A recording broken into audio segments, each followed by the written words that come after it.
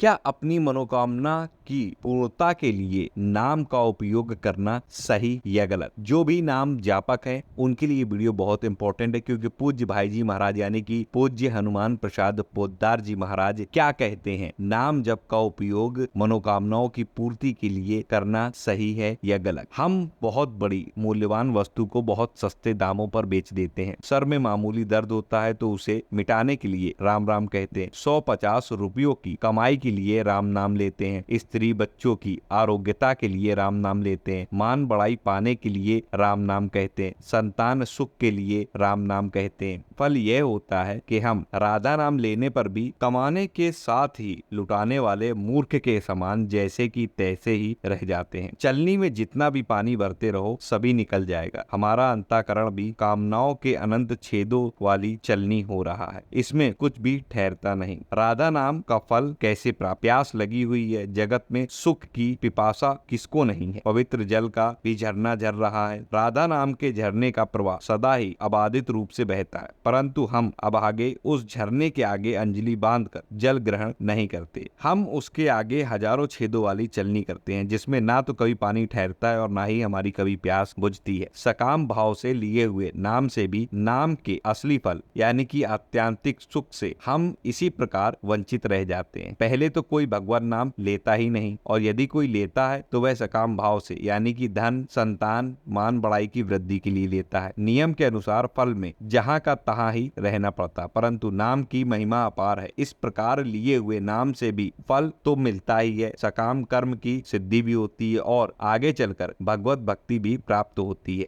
जब इन पंक्तियों का क्षुद्र लेखक यानी कि भाई जी महाराज यहाँ अपने को कहते हैं सकाम भाव से नाम जप किया करता था, तब कई बार उसकी ऐसी विपत्तियां टली हैं जिनके टलने की कोई भी आशा नहीं थी। केवल वह विपत्तियां ही नहीं टली, उसका और भी फल हुआ। नाम में रुचि बढ़ गई और आगे चलकर निष्काम भाव भी हो गया। भगवान नाम लेने का अंतिम परिणाम है भगवान में एकांत प्रेम हो जाना। एकांत प्रेम होने के बाद भी प्रेममय के मिलन में जरा सा भी विलंब नहीं होता। जैसे ध्रुव को और विभीषण को राज्य की प्राप्ति भी हुई और भगवत प्रेम भी। इसलिए शास्त्रों में चाहे जैसे भगवान नाम लेने वालों को भी बड़ा उत्तम बतलाया गया है। भगवान ने गीता में इसीलिए अर्थार्थी भक्तों को भी उदार और पुण्यात्मा बतलाया है, और अंत में मद भक्ता यान्ति ममापि कहकर चाहे जिस प्रकार भी भगवत भक्ति करने वालों को अपनी प्राप्ति कही है। क्योंकि सकाम भाव से अन्य सब की आशा छोड़कर, अन्य सब का आश्रय त्याग कर केवल भगवान की भक्ति से परायण होना भी बड़े भारी पुण्यों का फल है। सकाम भाव से भगवान के नाम ग्रहण करने वाले लोग भी बड़े पूज्य और मान्य हैं, परंतु उनको सकाम भाव की प्रतिबंधकता के कारण नाम के वास्तविक फल नामी के प्रेम की या स्वयं नामी की प्राप्ति में विलंब अवश्य हो जाता है। इससे यह सिद्ध हो गया है कि नाम से फल तो अवश्य होता, परंतु अश्रद्धा, अविश्वास और कामना के कारण उसके असली फल की प्राप्ति में देरी हो जाती है। यदि साधक इस अपने दोष से होने वाली देरी का दोष नाम पर लगाकर उसे अर्थवाद कहता है तो यह भी नाम के प्रति उसका एक अपराध है। अगले वीडियो में आपको बताऊंगा कि नाम के कितने प्रकार के अपराध होते हैं जो नहीं करने चाहिए। आशा करता हूँ जानकारी आपको अच्छी लगी। वीडियो पसंद आया तो लाइक करिए, चैनल पर नए सब्सक्राइब कर लीजिए, कमेंट में जय श्री कृष्ण जरूर लिखिएगा। इस वीडियो को ज्यादा शेयर करिए। मिलता हूं अगले वीडियो में नई जानकारी के साथ, तब तक राधा वल्लभ श्रीहित हरिवंश।